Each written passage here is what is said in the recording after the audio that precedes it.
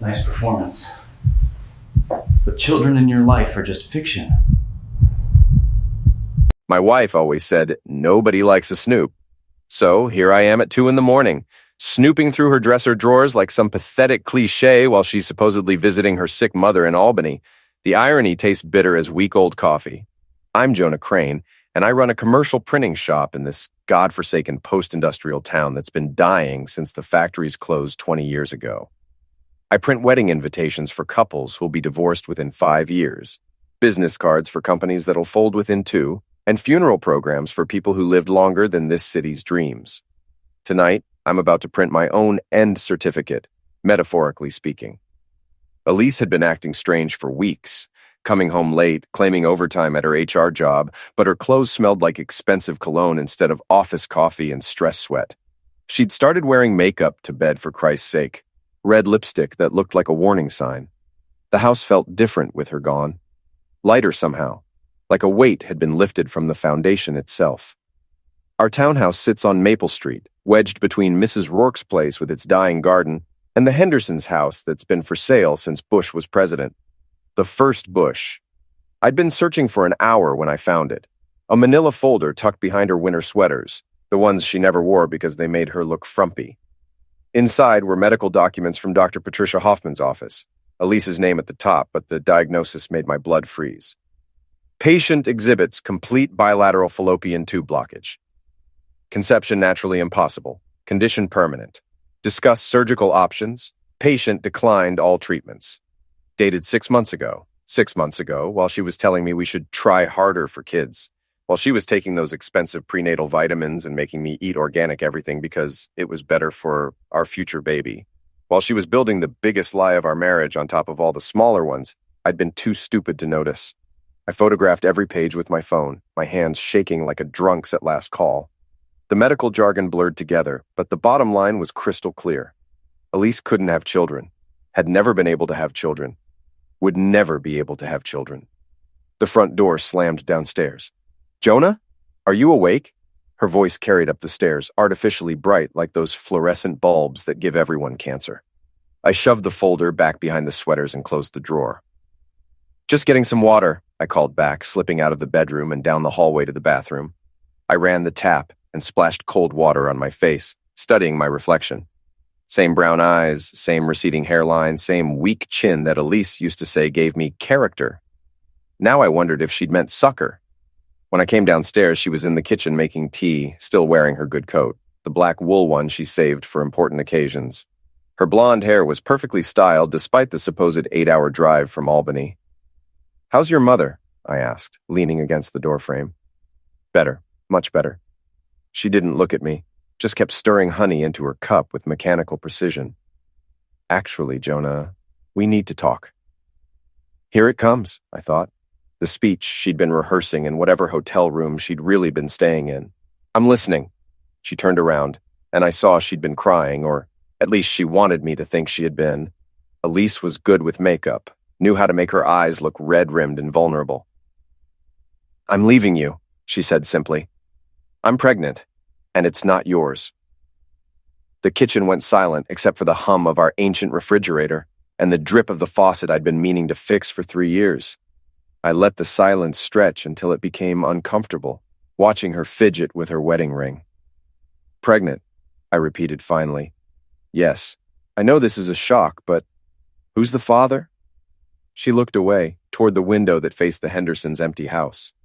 Graham Loring. Graham Screwing Loring. Of course it was Graham, my old high school rival, the guy who'd always had everything handed to him on a silver platter while I worked summers at the print shop just to afford decent clothes.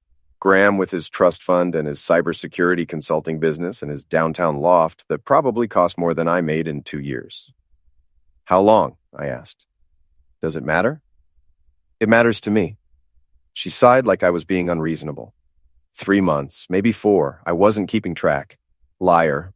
Elise kept track of everything. Her period, her weight, her calories, the mileage on her car. She had spreadsheets for our grocery budget and color-coded calendars for our social obligations. She absolutely knew exactly how long she'd been screwing Graham Loring. "I need to pack," she continued. "Graham's picking me up tomorrow morning. We're moving to Boston. He has connections there, better opportunities.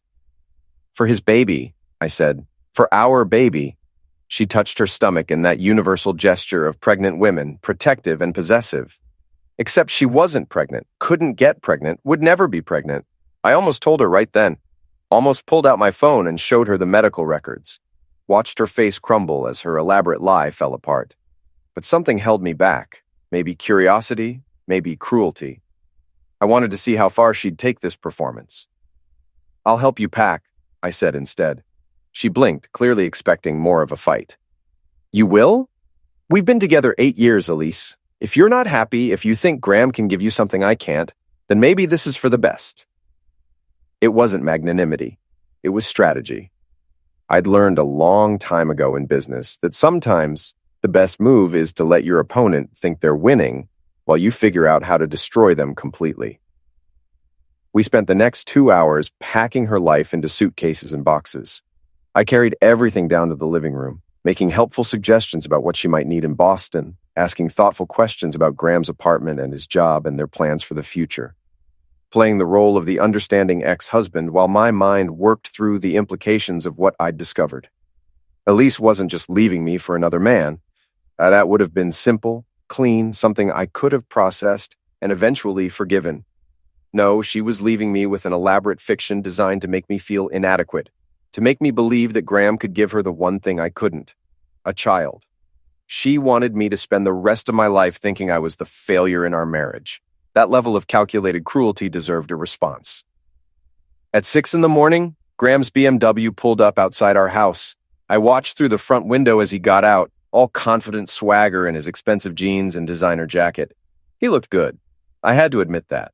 Tall, broad-shouldered, with the kind of easy smile that came from never having to worry about money or consequences. He didn't come to the door, just stood by his car like a chauffeur, checking his phone while Elise made her final preparations. No respect for me, no acknowledgement that he was stealing another man's wife from the home they'd built together. Just casual arrogance, like I was beneath his notice. Perfect. I helped Elise carry her bags to the car, exchanging polite nods with Graham. He had the decency to look slightly uncomfortable, but not apologetic. Never apologetic. "Take care of yourself, Jonah," Elise said, giving me a brief hug that smelled like guilt and expensive perfume. "You too," I replied. "Both of you." As Graham loaded the last suitcase into his trunk, I walked over to him. He straightened up, probably expecting some kind of confrontation, the jealous husband's final desperate play. Instead, I pulled out my phone and showed him the photograph I'd taken of Elise's medical records. "You might want to read this," I said quietly, so Elise couldn't hear from inside the car. "Just so you know what you're getting into." He glanced at the screen, and I watched his face change as he processed what he was seeing. The color drained from his cheeks, his jaw tightened, and his eyes flicked from the phone to Elise and back again. "Is this real?" he whispered. "Dr. Hoffman's office, 6 months ago." I slipped the phone back into my pocket. "Congratulations on the baby, by the way." I turned and walked back to my house, leaving Graham standing by his car with his mouth hanging open like a fish gasping for air. From my front window, I watched as he got into the driver's seat and sat there for a long moment, staring at nothing. Elise was talking, gesturing excitedly about something, but he wasn't responding. Finally, he started the engine and drove away, taking my lying wife and her impossible pregnancy to whatever future they'd planned together. I wondered how long it would take him to confront her about the medical records. I wondered what excuse she'd come up with, what new lie she'd construct to explain away the old one. I wondered if I cared. The answer was no. I didn't care about Elise anymore. Didn't care about her feelings or her future or her inevitable heartbreak when Graham figured out he'd been played. What I cared about was making sure everyone else knew exactly what kind of people they really were. My wife had always said nobody likes a snoop. But sometimes, snooping is just another word for justice. 3 days after Elise left, I was sitting in Murphy's bar nursing my second beer and listening to Davy Baxter tell war stories from his days as a cop. Murphy's was the kind of place where the floors were sticky with decades of spilled drinks and broken dreams, where the regulars knew each other's names and problems, and where gossip flowed faster than the beer taps. Davy had been my friend since high school, back when he was skinny and I had hair. Now he was thick around the middle with graying temples and laugh lines that came from 20 years of dealing with humanity's worst impulses. He'd retired from the force 2 years ago and bought into Murphy's as a silent partner. which meant he worked behind the bar 3 nights a week and knew everyone's business.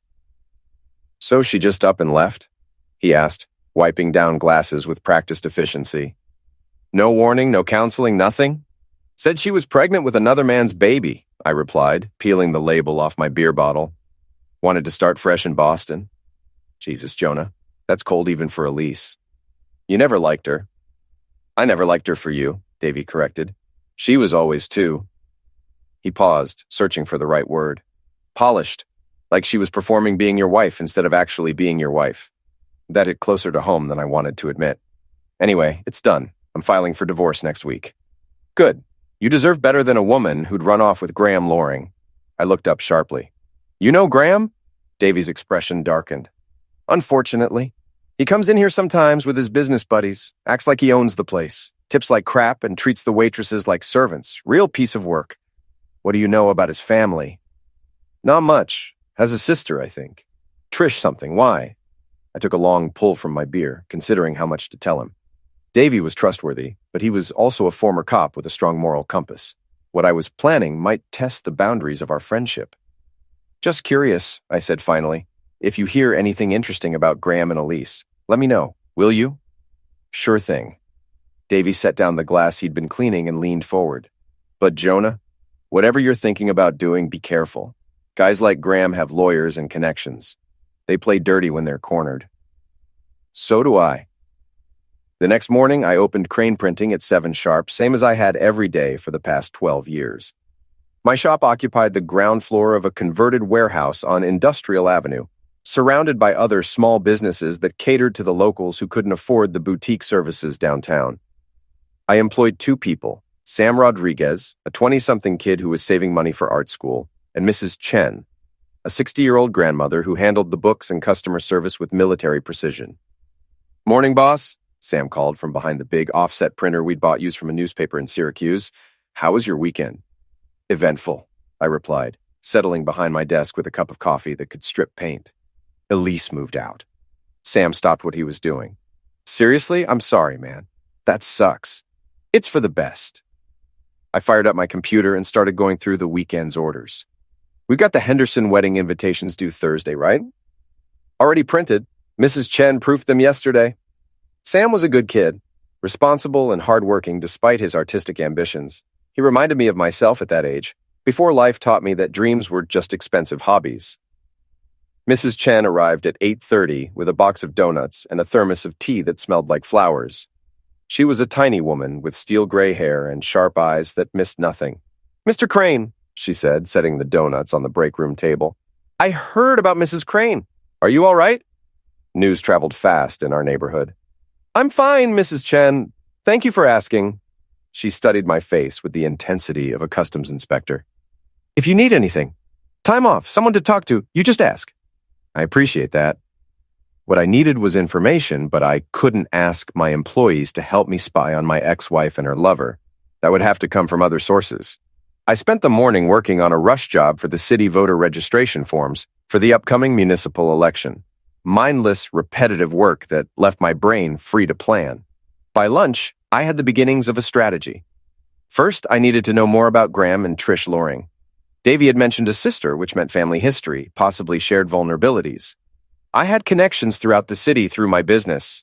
Customers who worked in banks, real estate offices, government agencies, people who owed me favors or simply liked to gossip. Second, I needed to document everything. Elise's lies, Graham's involvement, the timeline of their affair. Not for legal purposes. Infidelity wasn't grounds for anything meaningful in New York's no-fault divorce system, but for social destruction. In a city this size, reputation mattered more than money. Third, I needed to be patient. Revenge was a dish best served cold, as they say. But it was also a dish that required careful preparation. Rush the process, and you end up with something half-baked and unsatisfying. I was contemplating the finer points of social warfare when Monica Reeves walked into my shop. Monica was one of Elise's closest friends, a real estate agent with bleached blonde hair and a laugh that could shatter glass. She specialized in selling overpriced condos to young professionals who didn't know any better, and she had a talent for extracting personal information from casual conversations. Jonah, she exclaimed, her voice dripping with false sympathy. I just heard about you and Elise. I'm so sorry. Thank you, Monica. These things happen. She leaned against my counter, positioning herself for maximum gossip extraction. I had no idea she was unhappy. She never said anything to me about problems in your marriage. Liar. Monica knew everything about everyone's marriage, usually before the spouses involved figured it out themselves. If Elise was having an affair, Monica had known about it from the beginning. It was pretty sudden, I said, playing along. She said she was pregnant with another man's baby and needed to start over in Boston. Monica's eyes widened with what looked like genuine surprise. Pregnant, are you sure? That's what she told me, said the father was Graham Loring. Graham Loring? Monica's voice went up an octave. The cybersecurity guy with the fancy loft? You know him? I sold him that loft 3 years ago. Nice place, great view of the river. She paused, processing this information. But, Jonah, I don't think Elise is pregnant. What do you mean?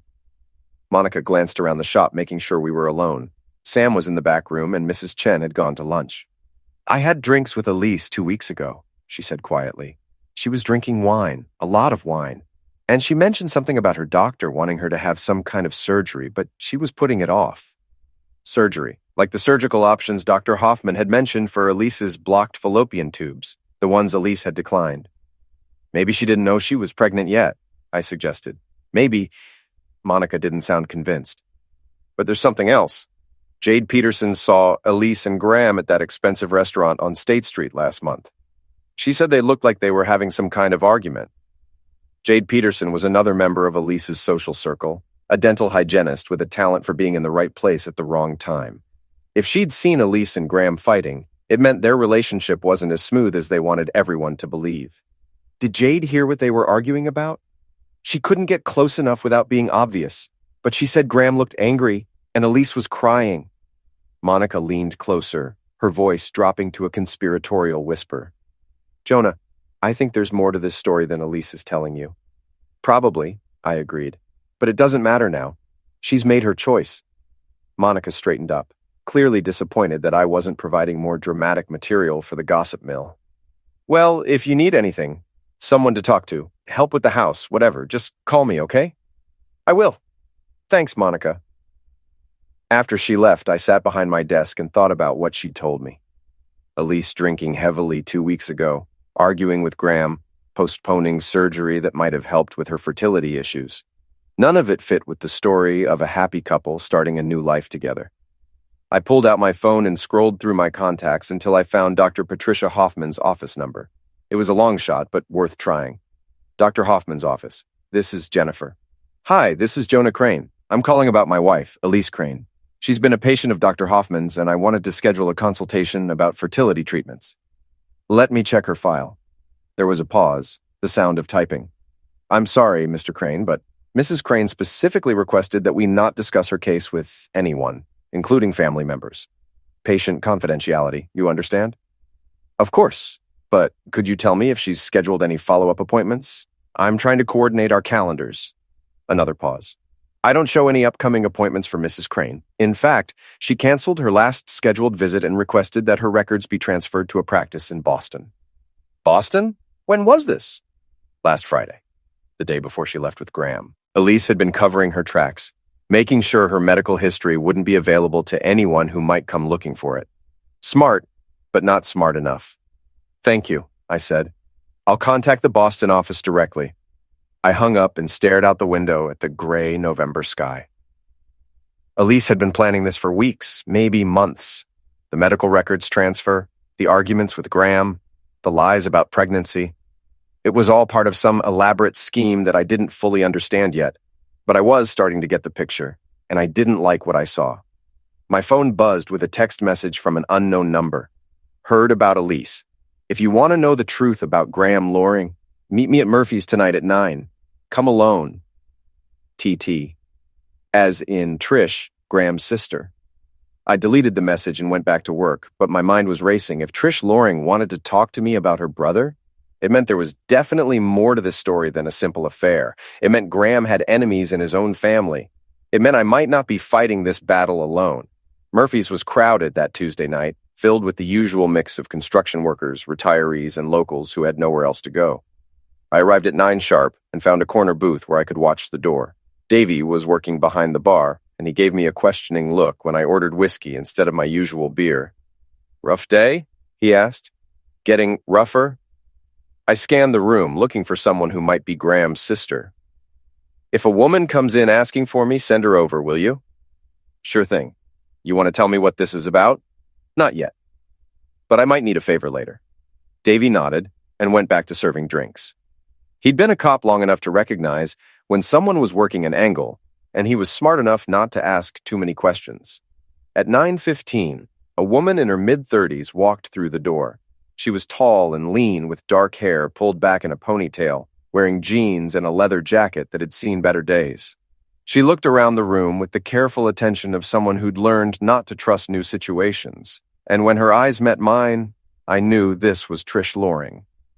She walked over to my booth with the kind of confidence that came from surviving things that would have broken other people. "Jonah Crane?" Her voice was rougher than I'd expected, with a slight rasp that suggested too many cigarettes or too much screaming. "That's me. You must be Trish." She slid into the seat across from me and signaled Davy for a drink. "Bourbon neat," she called out, then turned her attention back to me. "So, you're the husband?" "Ex-husband, technically. The divorce papers are being filed tomorrow." "Good. Elise is poison, and my brother's too stupid to see it." Davy brought over her bourbon and retreated to a safe distance. Trish took a sip and studied my face like she was trying to solve a puzzle. "You look familiar," she said finally. "Did we go to school together?" "Lincoln High, class of '04, but I think you were a year behind me." "That's right. Trish Loring, class of '05. I remember you now. You dated that cheerleader. What was her name?" "Sarah Mitchell." "Right, Sarah. Whatever happened to her?" "Married a lawyer, moved to Albany, 2 kids and a minivan." I leaned forward. "But I don't think you asked me here to reminisce about high school." Trish's expression hardened. "No, I didn't. I asked you here because my brother is about to make the biggest mistake of his life, and I thought you might want to help me stop him." "What kind of mistake?" She took another sip of bourbon, gathering her thoughts. "Graham thinks he's in love with your wife. He thinks she's carrying his baby, and they're going to live happily ever after in Boston. What he doesn't know is that Elise has been playing him from the beginning." "How do you know that?" "Because I've been watching her, following her, listening to her phone calls, going through her things when she stays at Graham's place." Trish saw my expression and shrugged. "I'm protective of my family, even when they're being idiots." "What did you find?" "Elise has been seeing a therapist, Dr. Rebecca Martinez, on Elm Street, twice a week for the past 4 months. I followed her there, and I've been paying Dr. Martinez's receptionist for information." "That's illegal." "So is fraud, which is what your wife is committing." Trish pulled out her phone and showed me a photograph of a prescription bottle. "Elise is taking antidepressants and anxiety medication, heavy doses, the kind of stuff that would be dangerous for a pregnant woman." I studied the image. The prescription was dated 2 weeks ago, long after Elise would have known she was supposedly pregnant. "There's more," Trish continued. "I hacked into her email account.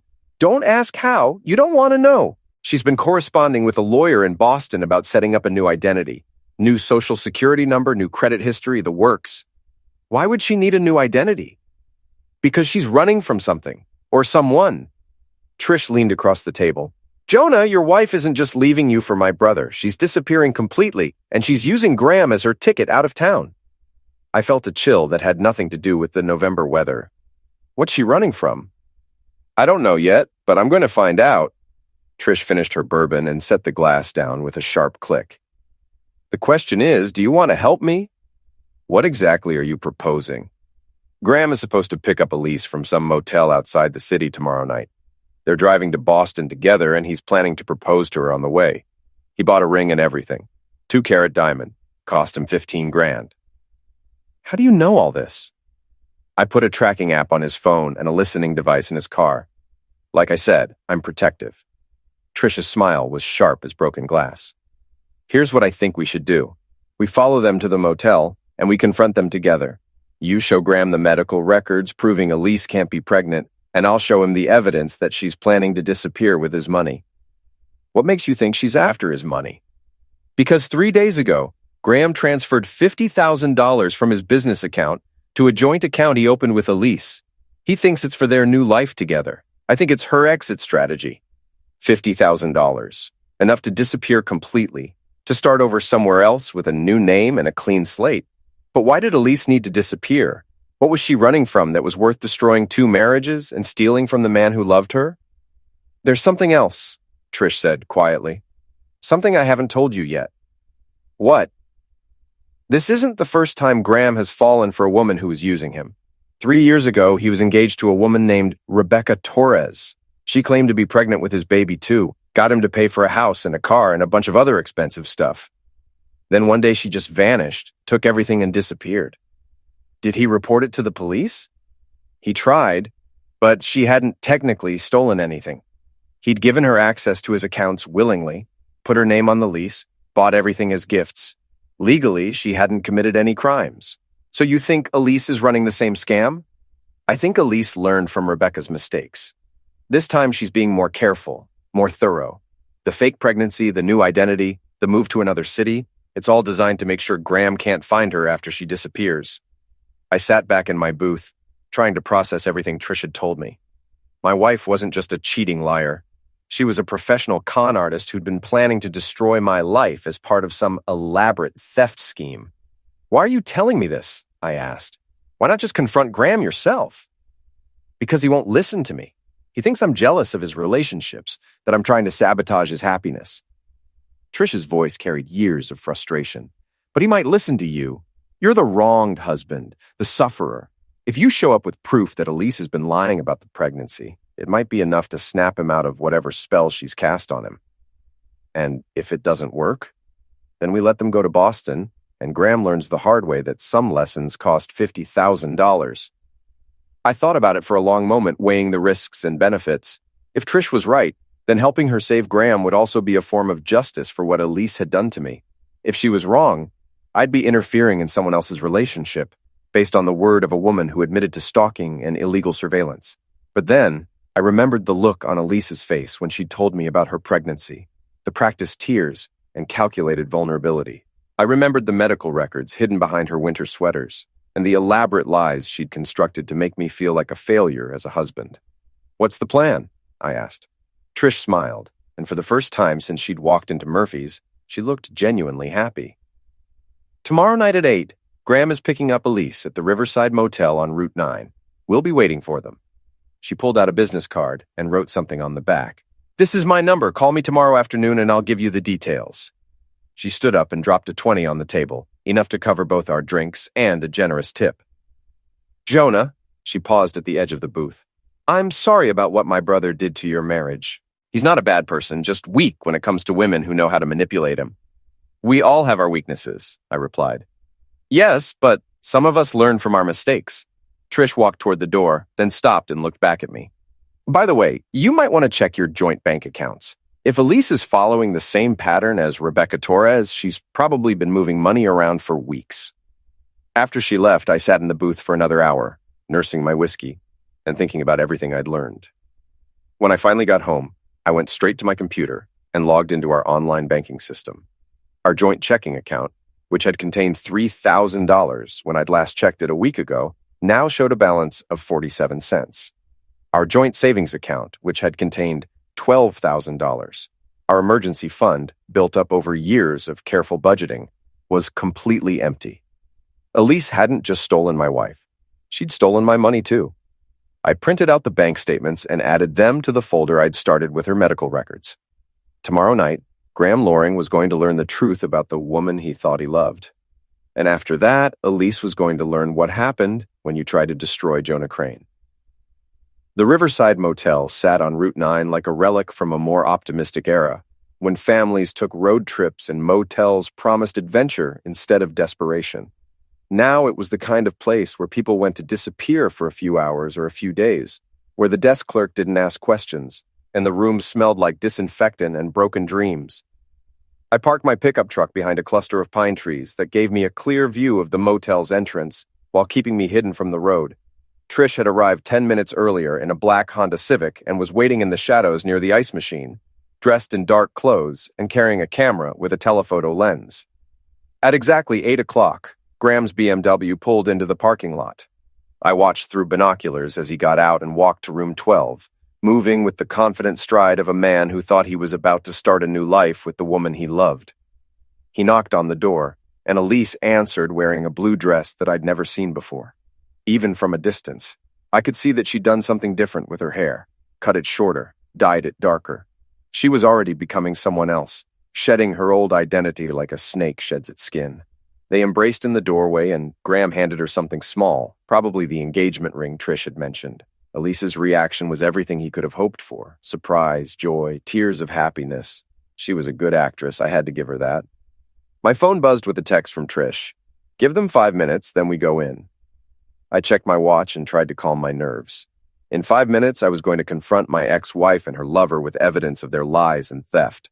In 5 minutes, I was going to watch their perfect plan fall apart. In 5 minutes, I was going to find out what kind of man I really was. The minutes crawled by like hours.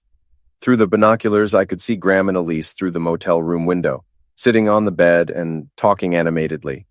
She was showing him something on her phone, probably fake ultrasound images or pregnancy test results that she'd downloaded from the internet. My phone buzzed again. Now! I got out of my truck and walked across the parking lot, my heart hammering against my ribs.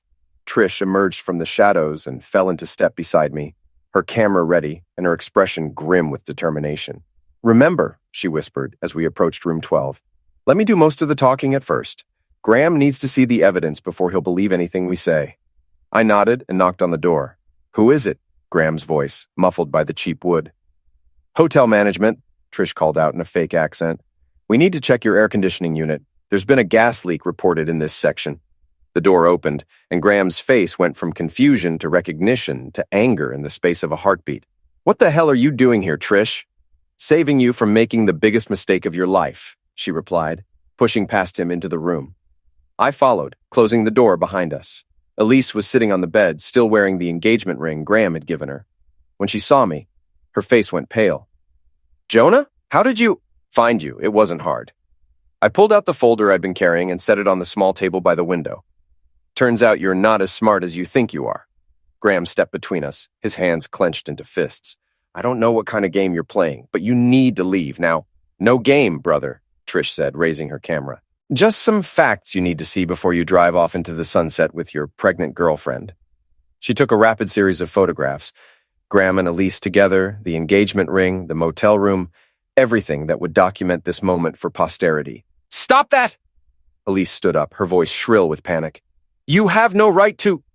I have every right, I interrupted, opening my folder. Starting with these medical records that prove you can't have children, Elise. Bilateral fallopian tube blockage, condition permanent, dated 6 months ago. I handed the papers to Graham, who read them with growing confusion and horror. This can't be right, he said, looking up at Elise. You're pregnant. We're having a baby. The records are fake, Elise said desperately. Jonah must have had them forged to try to break us up. He can't stand the thought of me being happy with someone else. Really? Trish pulled out her phone and showed Graham the photographs she'd taken of Elise's prescription bottles. Then explain why you're taking antidepressants and anxiety medication that would be dangerous for a pregnant woman. Explain why you've been seeing a therapist twice a week and drinking heavily at restaurants around town. Graham's face was ashen now, the papers trembling in his hands. Elise, tell me this isn't true. Tell me you're really pregnant. Elise looked around the room like a trapped animal, her eyes darting from face to face as she searched for an escape route that didn't exist. I can explain everything, she said finally. Yes, I have fertility problems, but the doctors were wrong. I am pregnant. It's a miracle, a 1 in a million chance. The medications are safe, my doctor approved them, and the therapy is just to help me deal with the stress of leaving my marriage. It was a good try, but not good enough. Then you won't mind taking a pregnancy test, Trish said, pulling a home testing kit out of her jacket pocket. Right now, in front of all of us. The silence that followed was deafening. Elise stared at the pregnancy test like it was a loaded gun, her carefully constructed lies crumbling around her. I don't have to prove anything to you people, she said, but her voice lacked conviction. No, you don't, I agreed, but you might want to explain this. I handed Graham the bank statements showing our emptied accounts. $15,000, transferred out of our joint accounts over the past 3 weeks, I continued. Small amounts at first, then larger ones as she got more confident. The final transfer was made yesterday, the same day you moved $50,000 into a joint account with her name on it. Graham looked at the statements, then at Elise, then back at the statements. The pieces of the puzzle were finally falling into place in his mind. "You stole from him," he whispered. "You stole from your own husband." "It wasn't stealing," Elise protested. "It was my money, too. I had a right to it."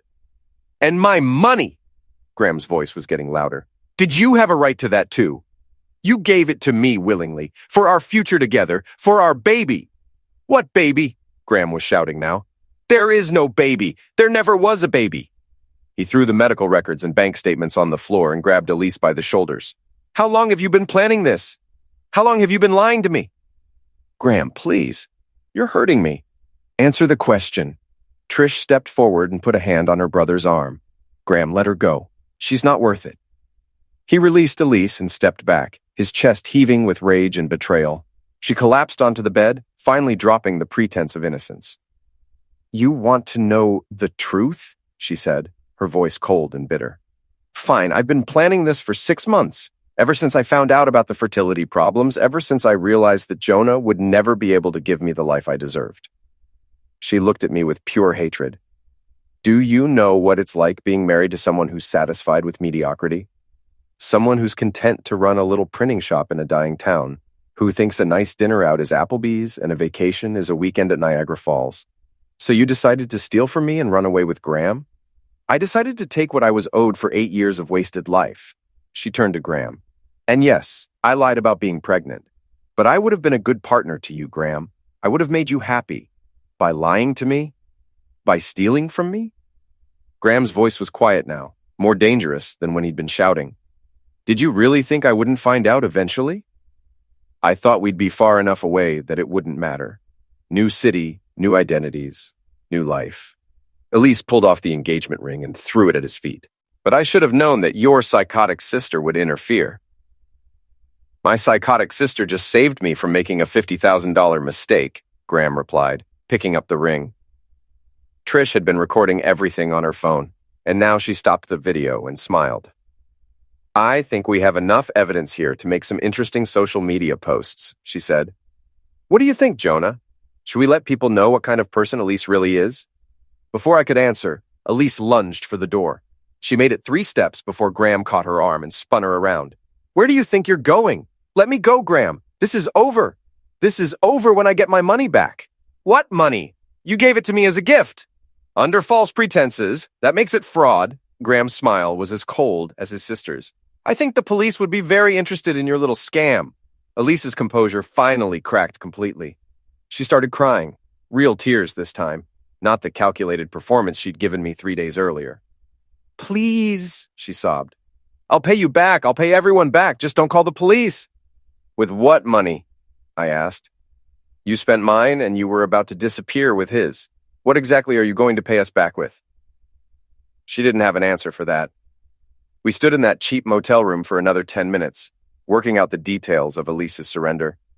She would return the money she'd stolen from both of us, sign whatever legal documents were necessary to make the divorce clean and final, and disappear from our lives forever. In exchange, we wouldn't press charges or post the evidence of her crimes on social media.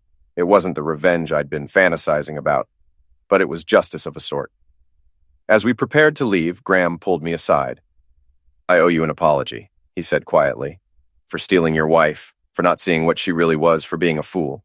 "We were both fools," I replied. "The difference is you get to learn from your mistake. I get to start over." "What will you do now?" I looked at Elise, who was gathering her things with shaking hands, her dreams of escape and reinvention reduced to ashes. "I'm going to go home and figure out how to be happy again," I said. "It might take a while, but I think I can manage it." Outside the motel, Trish walked me to my truck. "Thank you," she said. "I couldn't have done this without you. Thank you for opening my eyes. I might never have found out the truth about what Elise was planning. What she was planning was evil. What we did tonight was justice." Trish got into her Honda and rolled down the window. "Take care of yourself, Jonah. And if you ever need anything at all, you know how to reach me." I drove home through the quiet streets of my dying town, past the closed factories and empty storefronts, past Murphy's bar where the regulars were probably discussing someone else's problems by now. When I got to my house on Maple Street, I sat in the driveway for a few minutes, looking at the windows that glowed with warm yellow light. It was my house now, completely mine, free of lies and deception and elaborate schemes. For the first time in months, it felt like home. 2 weeks after the confrontation at the Riverside Motel, I was sitting in my lawyer's office signing the final divorce papers when Monica Reeves called. "Jonah, you need to see this," she said, her voice breathless with excitement. "Check Facebook right now." I put her on speaker and opened the Facebook app on my phone.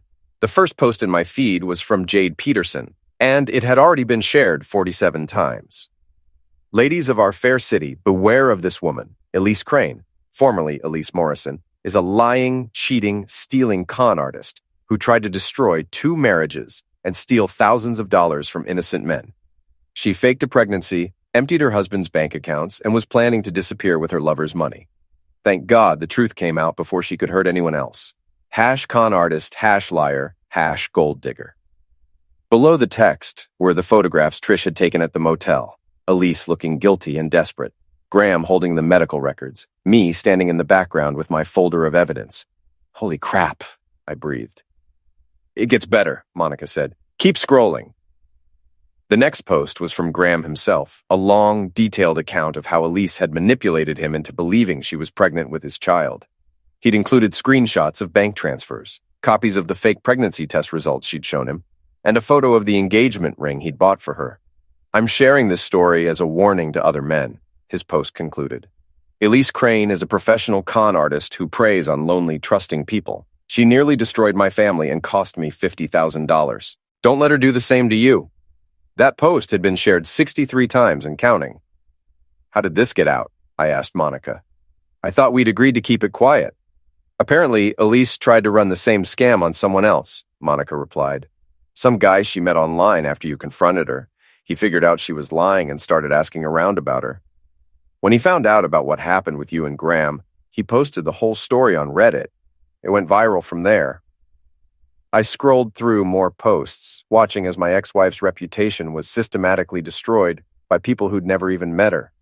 The story was spreading beyond our small city, picked up by blogs and social media accounts that specialized in exposing scammers and con artists. "Jonah? Are you still there?" "I'm here, just trying to process all this." "She brought it on herself," Monica said firmly. "What she did to you was unforgivable. She deserves whatever she gets." Maybe she did, but seeing the full weight of public shame and humiliation crashing down on someone I'd once loved felt strange, like watching a building collapse in slow motion. My lawyer, a thin man named Robert Chen, who was Mrs. Chen's nephew, cleared his throat. "Mr. Crane, if you're ready, we can finish with these documents." I signed the papers that officially ended my marriage to Elise Morrison Crane, 8 years of shared history reduced to legal boilerplate and notary stamps. "Congratulations," Robert said, shaking my hand. "You're a free man." That afternoon, I went to Murphy's to celebrate my newfound freedom. Davey was working the day shift, and he poured me a beer before I even asked for it. "Saw the Facebook posts," he said. "Quite a story. Not how I wanted it to end, but I can't say I'm surprised." "You feel bad for her?" I considered the question while I sipped my beer. Did I feel bad for Elise? She'd lied to me, stolen from me, tried to destroy my life as part of an elaborate con game. She'd manipulated Graham into falling in love with her, then planned to disappear with his money and leave him broken and betrayed. But she was also a woman who'd been desperate enough to construct an elaborate fantasy life rather than face the reality of her limitations. She'd been so unhappy with her real life that she'd been willing to commit crimes to escape it. "I feel bad for the person I thought she was," I said finally. "The woman I married, the one I thought I knew for 8 years. But that person never really existed. What about Graham? You two friends now?" "Not friends exactly, but we understand each other." I took another sip of beer. Turns out we both fell for the same lie. That makes us brothers in a weird way. The bar was quiet for a Tuesday afternoon, just me and a couple of retirees playing pool in the back room. Through the window, I could see the street where I'd grown up, the buildings where I'd learned to drive, the sidewalks where I'd walked to school every morning for 12 years. It wasn't much of a town, but it was my town. And for the first time in months, I was content to be exactly where I was. My phone buzzed with a text message from Trish Loring. "Saw the Facebook drama. You holding up okay?" I typed back, "I'm fine. How's Graham?" Better, he's talking to a therapist about his pattern of falling for the wrong women. What about you? Taking it one day at a time. Thanks for everything, Trish. Thank you. If you ever want to grab coffee and commiserate about our terrible taste in people, let me know. I smiled and put my phone away. Maybe I would take her up on that offer someday. Not as a romantic prospect. I wasn't ready for that kind of complication, but as a friend who understood what it felt like to be betrayed by someone you trusted. Another beer? Davy asked. Actually, I think I'm done for today. I've got work to catch up on. I left Murphy's and walked back to my shop, where Sam and Mrs. Chen were handling the afternoon rush of customers. The big offset printer was running smoothly, turning out flyers for a local restaurant, and the smell of ink and paper filled the air like perfume. Boss, Sam called out when he saw me. How'd the lawyer meeting go? It's official, I'm divorced. Mrs. Chen looked up from her computer and smiled. Congratulations, Mr. Crane. Now you can find someone who deserves you. Maybe someday. Right now I'm just focused on getting back to normal. But what was normal for me now? I'd spent 8 years defining myself as half of a couple, making decisions based on what Elise wanted, building a life around someone else's dreams and expectations. Now I had to figure out who Jonah Crane was when he was just Jonah Crane. I spent the rest of the afternoon working on a project I'd been putting off for months, updating the shop's website and online presence. It was tedious work, but it felt good to focus on something concrete and achievable. As I was uploading new photos of our equipment, I got a phone call from a number I didn't recognize. Crane Printing? This is Jonah. Mr. Crane, this is Detective Lisa Morrison with the State Police. I'm calling about your ex-wife, Elise Crane. My blood went cold. Is she all right? She's fine, physically, but we've arrested her on charges of wire fraud and identity theft. Apparently, she's been running similar scams in 3 other states over the past 5 years. We'd like you to come in and give a statement about your experiences with her. 5 years. Elise had been a professional con artist for 5 years, which meant she'd been running scams for most of our marriage. While I was working 60-hour weeks to build our life together, she'd been planning her escape and practicing her lies on other sufferers. Mr. Crane, are you there? Yes, I'm here. When do you need me to come in? Tomorrow morning would be good. Say, 10 o'clock? I'll be there. After I hung up, I sat in my office chair and stared at the wall where Elise and I had hung our wedding photo. I'd taken it down the day she left, but I could still see the faint outline where it had been, a ghost image of a happiness that had never been real. My phone rang again. This time it was Graham. Jonah, I just got a call from the police. They arrested Elise. I heard. Detective Morrison wants me to give a statement tomorrow. Me too. Apparently, we weren't her first sufferers. Graham's voice was quiet, thoughtful. I keep thinking about all the signs I missed, all the lies I believed. How did I not see what she really was? Because she was good at it, I replied. Because she'd been practicing on other people for years before she got to us. That doesn't make me feel any better. It's not supposed to, but it should make you feel less stupid. Graham laughed, a bitter sound. Thanks, I think. Graham, can I ask you something? Sure. Why did you really want Elise? I mean, what was it about her that made you willing to steal another man's wife? There was a long pause. Honestly, I think I wanted her because she was yours. We've been competing since high school. Grades, jobs, women. When I saw that you had something I didn't, I wanted to take it away from you. That's screwed up. Yeah, it is. I'm not proud of it. Another pause. But if it makes you feel any better, she was planning to screw me over just as badly as she screwed you over. Maybe worse. It does make me feel a little better, actually. Good, because I think we both learned something from this mess. What's that? That some victories aren't worth winning. After we hung up, I locked up the shop and walked home through the quiet streets of my neighborhood. Mrs. Rourke was in her front yard raking leaves, and she waved when she saw me. Evening, Jonah. How are you holding up? Better than I expected, Mrs. Rourke. Thanks for asking. That wife of yours was no good, she said, leaning on her rake. I could have told you that years ago if you'd asked. Why didn't you tell me anyway? Because some lessons you have to learn for yourself. She went back to raking. Besides, now you're free to find someone who actually deserves you. Inside my empty house, I made myself dinner and sat at the kitchen table reading the news on my phone. The story of Elise's arrest had already been picked up by local media, complete with quotes from Detective Morrison about the sophisticated con artist who preyed on vulnerable men across multiple states. My phone buzzed with notifications, friend requests, messages, comments on posts I'd never made. People I hadn't heard from in years were reaching out to offer sympathy, ask for details, or simply satisfy their curiosity about the drama that had consumed social media for the past 2 weeks. I turned off my phone and went upstairs to bed, but I couldn't sleep. I kept thinking about the 5 years of lies, the elaborate deception that had defined my marriage without my knowledge. How many nights had Elise lain beside me planning her next scam? How many times had she looked at me and seen nothing but a mark to be exploited? But then, I thought about the moment in the motel room when her mask had finally slipped, when she'd revealed the cold, calculating person she really was underneath all the performance and manipulation. In that moment, she'd stopped being my wife and become a stranger, someone I'd never really known at all. And strangely, that realization was liberating. I wasn't mourning the loss of a real person.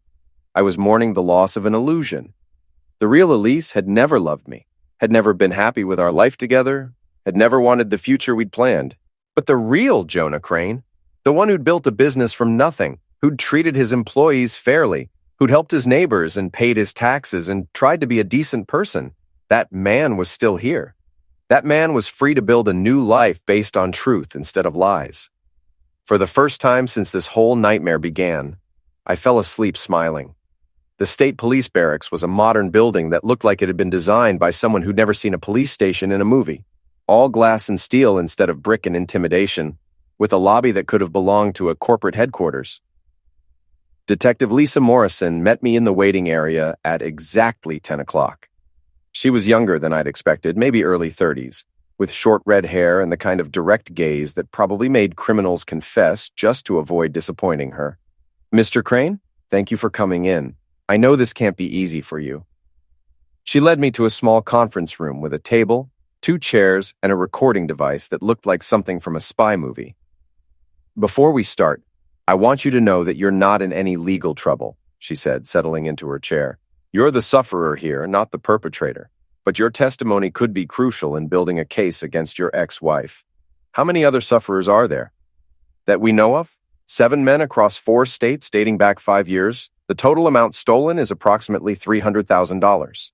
Detective Morrison opened a thick file folder. But we think there might be more sufferers who haven't come forward yet. $300,000. Elise had been running cons for half a decade, perfecting her technique on a series of men who'd made the same mistake I had, believing that someone could love them. "Tell me about your relationship with Elise," Detective Morrison said, turning on the recording device. "Start from the beginning." I told her everything. How we'd met at a bookstore downtown, how she'd seemed interested in my dreams of expanding the printing business, how she'd moved in with me after 6 months and married me 2 years later. I described the gradual changes in her behavior, the lies about wanting children, the discovery of her medical records. "Did you ever suspect she might be seeing other men during your marriage?" "Not until the end. She was good at covering her tracks. I thought about all the nights she'd claimed to be working late, all the weekend trips to visit friends I'd never met. But looking back, there were signs I should have noticed. What kind of signs? New clothes that she claimed to have bought on sale, but I never saw any receipts. Phone calls she'd taken in another room, a sudden interest in improving her appearance, new hairstyles, expensive makeup, gym memberships she never used." Detective Morrison took notes as I spoke, occasionally asking for clarification or more details. After an hour, she turned off the recording device and leaned back in her chair. "Mr. Crane, I have to ask you something, and I want you to be completely honest with me." "Okay. Did you ever have any suspicion that your wife might be involved in illegal activities? Any hint that she might be running scams or cons on other people?" I thought about it carefully. "No. If anything, I thought she was too honest. She was always telling me when cashiers gave her too much change, always insisting we pay our fair share of restaurant bills when we went out with friends. It never occurred to me that it might be an act. That's actually pretty common with professional con artists. They create a public persona that's the opposite of their true nature, makes it harder for people to suspect them." "How did you catch her?" Detective Morrison smiled grimly. "She got greedy and careless. After the confrontation with you and Graham Loring, she should have disappeared for a while, laid low until the heat died down. Instead, she immediately started working on a new Mark, a widower in Albany, who'd posted on a dating site about looking for companionship. Let me guess. She told him she was pregnant too? Different approach this time. She claimed to be a nurse who'd lost her job due to budget cuts and needed money to relocate for a new position. Very sympathetic story, very believable. But the guy had seen the Facebook posts about her previous scams, and he called us instead of giving her money. So she walked right into a trap. Exactly. We set up a sting operation. Had the sufferer arrange to meet her at a restaurant to give her the money she'd requested. She showed up with fake nursing credentials, fake references, even fake pay stubs from the hospital where she claimed to have worked. Detective Morrison shook her head. We arrested her in the parking lot with all the evidence in her purse. What happens now? She's been charged with wire fraud, identity theft, and grand larceny in multiple jurisdictions. If convicted on all counts, she's looking at 15 to 20 years in federal prison. 15 to 20 years. Elise would be in her 50s when she got out, assuming she served the full sentence. Her youth, her beauty, her ability to manipulate men with her charm, all of it would be gone by the time she was free again. Do you feel sorry for her? Detective Morrison asked, apparently reading my expression.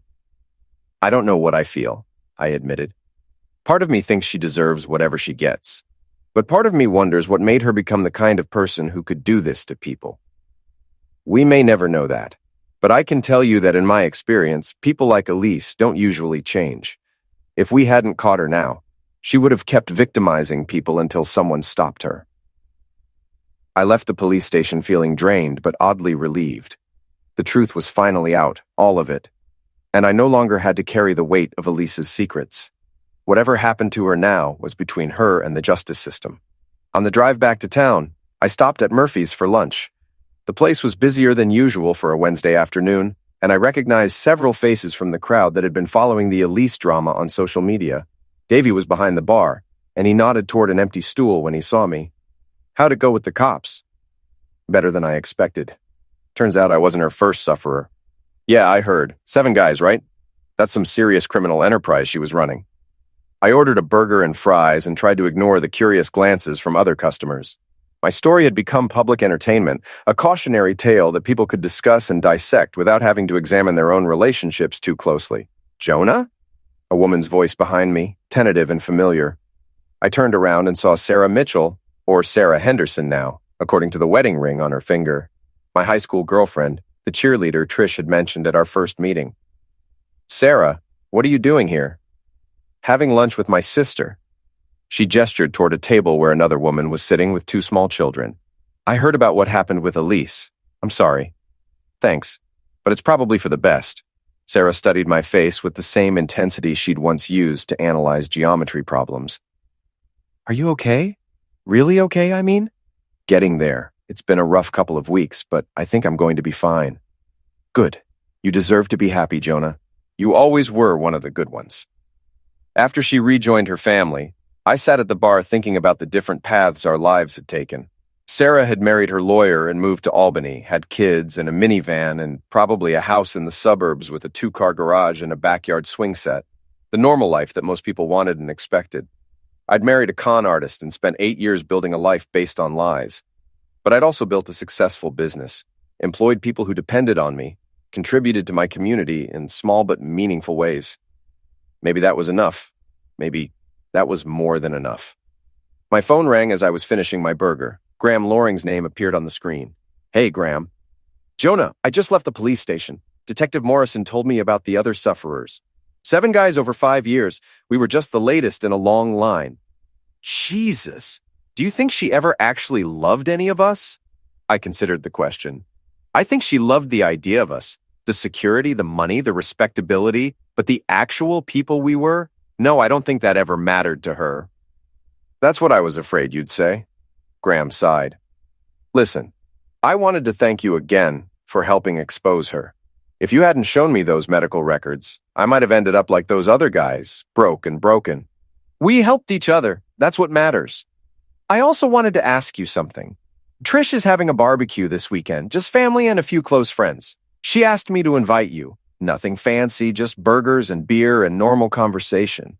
I appreciate the offer, but I'm not sure I'm ready for social events yet. I understand, but the invitation stands if you change your mind. After we hung up, I paid my tab and walked back to the print shop. Sam and Mrs. Chen had everything under control as usual, but they both looked relieved when I returned. "How did it go?" Mrs. Chen asked. "Fine. The police have everything they need from me." I settled behind my desk and looked at the stack of orders that had accumulated while I was gone. "What's our schedule looking like?" "Busy," Sam replied. "Word's getting around about what happened, and people want to support you. We've gotten 3 new accounts just since yesterday." "That's good to hear." It was good to hear. My personal drama had become inadvertent advertising for the business, proof that I was the kind of person who deserved community support. People who'd never thought about using a local print shop were suddenly interested in giving me their business. I spent the rest of the afternoon working on estimates and proofs, losing myself in the familiar rhythms of commerce and customer service. It felt good to focus on problems that had solutions, relationships that were based on mutual benefit rather than deception. As I was getting ready to close up for the day, my phone buzzed with a text from an unknown number. "This is Elise. I need to talk to you. It's important." I stared at the message for a long moment, then deleted it without responding. 5 minutes later, another text. "Please, Jonah.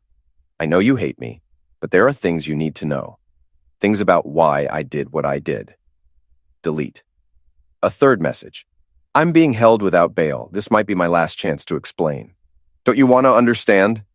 I turned off my phone and locked up the shop. Whatever Elise wanted to tell me, whatever justification or explanation she thought might make me understand her actions, I didn't need to hear it.